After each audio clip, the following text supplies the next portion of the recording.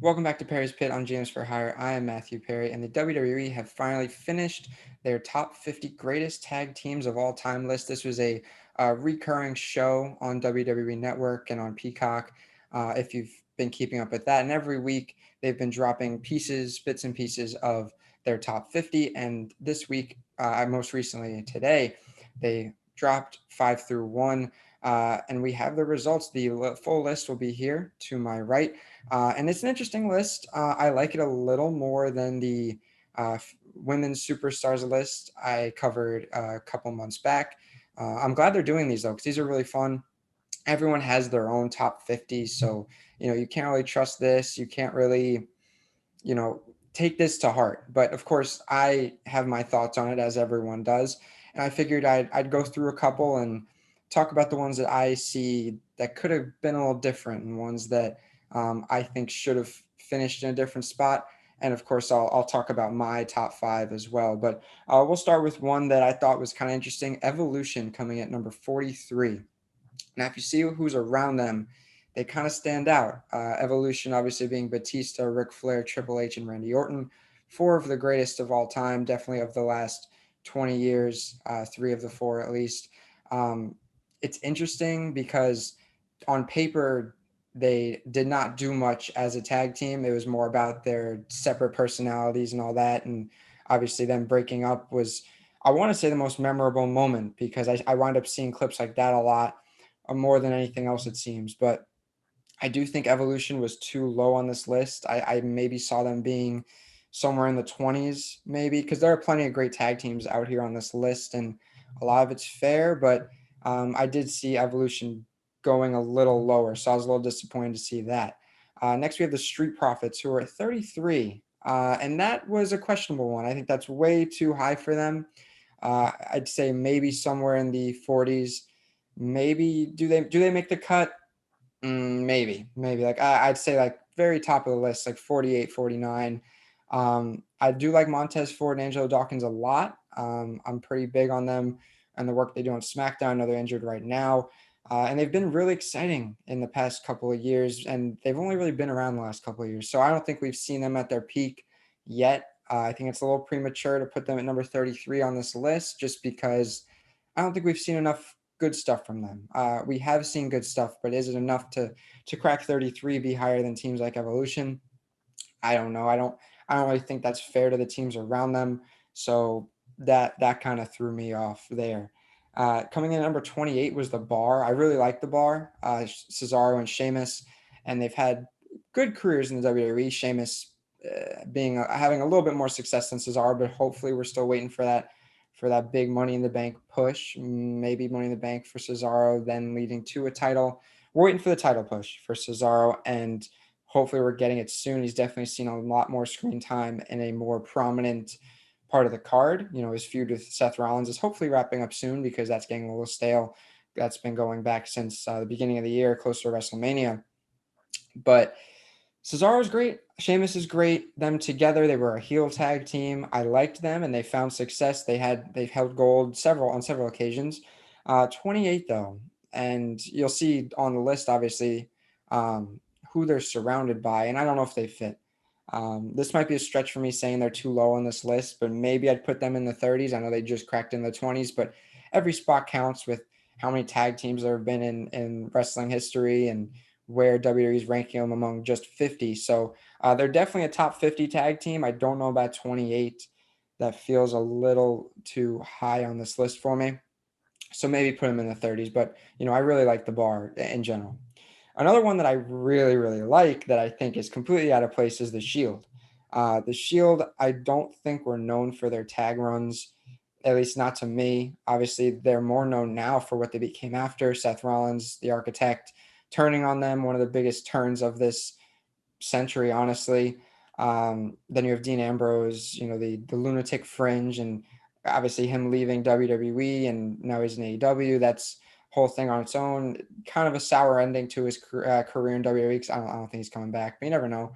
And then Roman Reigns, who's now the head of the table, the tribal chief, who you must acknowledge every Friday on SmackDown. He's a Universal Champ now, so I do think they're more known for what they became because I do think technically they're better as singles stars, but I did really, really love the Shield. They'd come out of nowhere, they'd lay waste, they'd leave. Not many words were said at times, and it was more about their actions. But you can't not love the Shield. I don't know anyone who didn't like the Shield. I know Reigns and Rollins held tag gold at a point, and then Ambrose was the U.S. champ. And I'm sure they've moved around with that over time. But uh, I guess if you're talking about tag teams, the Shield is not a prominent tag team. It kind of, I don't like saying that because I mean, you look at who's there and you'd expect them to be, higher on this list, but they're not. I mean, they come in at 22, right under them, who I'm going to get into in a second. Also, great names and ones you would think more as single stars. And I'll just segue now. It's DX, which I believe they considered Triple H and Shawn Michaels. Obviously, DX, everyone loves D-Generation X. They took up a whole era. The Attitude Era was defined by them, the invasion angle, everything like that. DX did a lot, but this I believe is more referring to the like around 2006. You got just them, Triple H and Shawn Michaels as a tag team, and they're not known for that. They feuded with the Spirit Squad and a couple other teams, and it was funny, it was entertaining. But both these guys, their best work was outside of the tag division. Even when Shawn Michaels was with Marty Jannetty and the Rockers, who are ranked on this list, of course, and in a better position than DX, which I'd say is fair. But it's just weird to me. I figured it's worth mentioning because I do think DX is maybe too low by a couple spots. Now that the more I think about it, I think 21 might be fair for them, considering what was done when they were a tag team, which wasn't that much. Obviously, they were entertaining and everything. They filled seats. TV ratings were up, I'm sure, when DX were on TV every week, but there has to be more than that, ability, what they did, accomplishments and stuff. And I just don't personally see that when it comes to DX. I think that they were better as singles competitors, or when they were a full faction, with China and X Pac and the New Age Outlaws, who are on this list. They're top 10. I was happy to see that because I do really like Road Dogg and Billy Gunn. I think they're fantastic. And I think they deserve to be top 10. But Triple H and Shawn Michaels somewhere in the 20s, I think is actually kind of fair. And then we have the number 20. This is crazy. 20, 21, 22. The Undisputed Era being number 20. I'm really big on the Undisputed Era. I don't know if it's because I guess, part of this generation.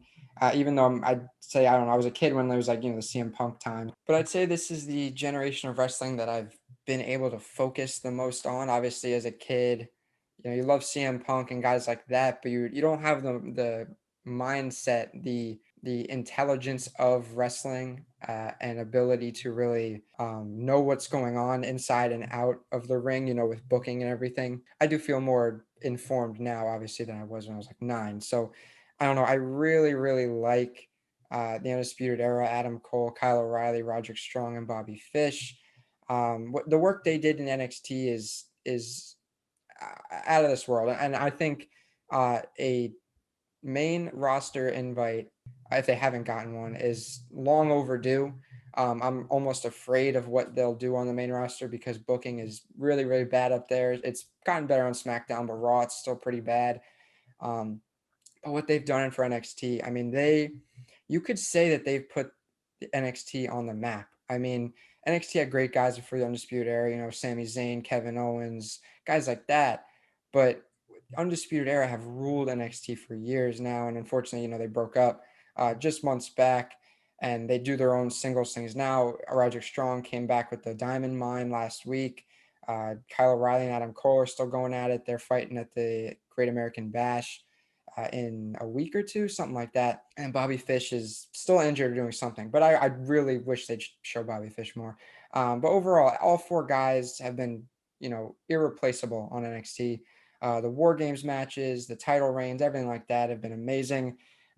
20, I mean, you look at the other names, and I guess it makes sense. It depends how much you value NXT, but I'm a very big fan of NXT. It's probably my favorite brand right now. I think it has been for a while, honestly. And to me, the Undisputed Era are generational.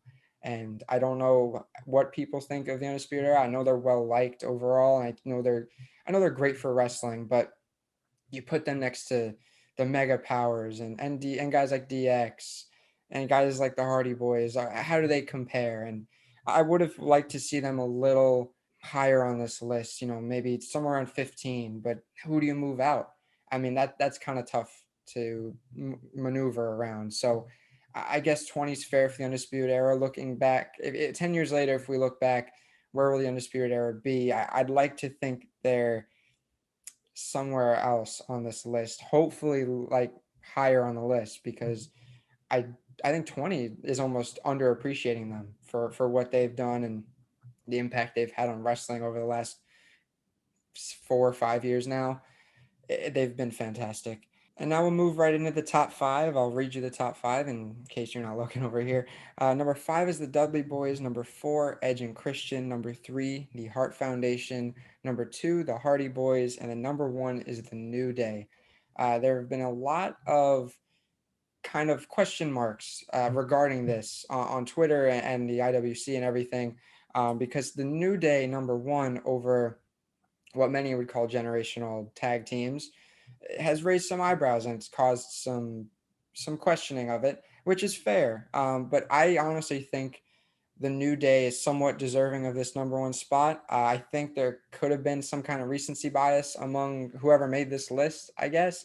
But I mean, they're 11-time tag champs. They've been together in some capacity, like 7 years now, I want to say.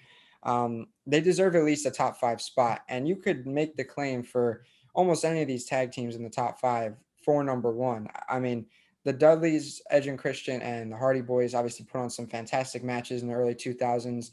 There's a whole pay-per-view TLC that's based on their kind of matches, tables, ladders, and chairs. That kind of stuff they revolutionized. And now that we're in the PG era, I think that stuff hits a little different because it's rare to see those kind of moments now. I mean, we still see TLC in certain matches, but they don't do the same moves. It's not as crazy as it used to be because we're not in the Attitude Era anymore. So, um, looking back, the nostalgia of the early 2000s with those more extreme matches can definitely make you like them more than the New Day. And then you have the Hart Foundation, who were chock full of talent. They're back in the 80s and 90s, but they're obviously a legendary tag team and should be here, not for anything too extreme, but just because the amount of talent they had and what they did for the tag division, because they were one of the WWF's first great tag teams. Jim Neidhart and Bret Hart being the original two, and then for what they did back in the 80s and then into the 90s, obviously Bret Hart and Jim Neidhart deserve to be there. But it's a tough list. I mean, I'd put the Hardy Boys over the Dudleys for sure. I think the Dudleys weren't the best in the ring. They just had a bunch of wild moments, which is fine. Some teams and some wrestlers are built for that. Um, and I definitely think they were a great tag team, just not my kind of tag team. I love the Dudley Boys, but I'm not like I wouldn't consider them like the greatest of all time. So I think five is fair for them. I'm gonna go four for Edge and Christian. So actually, this isn't that far off. I will go three for the Hart Foundation. What really comes down to it is one and two for the Hardy Boys and the New Day. I love Jeff Hardy. I love Matt Hardy as well. I think Matt Hardy's being a little silly over in AEW. I think they could find better stuff for him now. But when they were together as a tag team, there were few better and a few more exciting. I think they covered every aspect of wrestling where Matt was a much different style than Jeff. Jeff was doing the high flying, jumping off of literally anything, and doing very exciting stuff. And Matt was kind of, I don't want to call him Jeff's setup guy, but Matt was more a little bit more on the ground, a little more grounded than Jeff. But I like the mixing of styles. The New Day, you got Xavier Woods, Big E, and Kofi. They've all held it together at some point. Obviously, going through Kofi Mania, which was a singles title for Kofi Kingston, and it was a really great story at that, and a really good underdog story. Kofi Kingston taking down Daniel Bryan in WrestleMania. Kofi, after all these years, after everything he's gone through, he finally gets the championship. It's great. And I think we're going to have a similar moment with Cesaro coming up where, they've been around so long and it's just a big moment. And I love stuff like that because a lot of these wrestlers that hang around that long are very deserving. I'm still hoping, I know Dolph Ziggler had the world heavyweight title back in the day, but I'm hoping he might get a WWE title run at some point because that'd be awesome. I think he's somewhat deserving of that too. But I do think I will put the Hardy Boys over the New Day. The New Day at number two, that's nothing to be ashamed of. And I think that, if I look back at this in 10 years, I might think the New Day are better than the Hardy Boys. But I really think the Hardy Boys, there's someone that almost every kid from back then looked up to in some way. They were the good guys. They were the good tag team. Edge and Christian, they were the heels, and the Dudley Boys were typically somewhere in the middle, probably leaning more towards heels. So the Hardy Boys were always the good guys and someone to look up to. You could still, do that, and it's a whole thing. Everyone loves that kind of thing.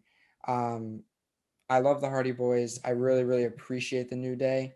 But just for my own personal bias, I'm going to put the Hardy Boys at number one and stick the New Day at number two. What do you guys think though of this list? I mean, there's plenty to talk about. I could go on and on about I could be real nitpicky of what's on this list, but I figured I'd limit myself to just a few bullet points that I had and going through the top five. I think that's fair, but definitely let me know in the comments if I missed anything that I definitely should have spoken of, anything that's completely out of line, who should move where. Talk to me about it. I love hearing about that stuff. Be sure to like, subscribe, check out some of my other wrestling stuff. Because, like I said, I looked at the 50 women's superstars list a couple months back when that dropped. I had thoughts on that, and I think that went really well. Me being able to talk about that, so go give that a watch. I'll link that in the description below. But for now, Matthew Perry for Perry's Pit and Gyms for Hire. I'll see you guys next time. Thank you for watching.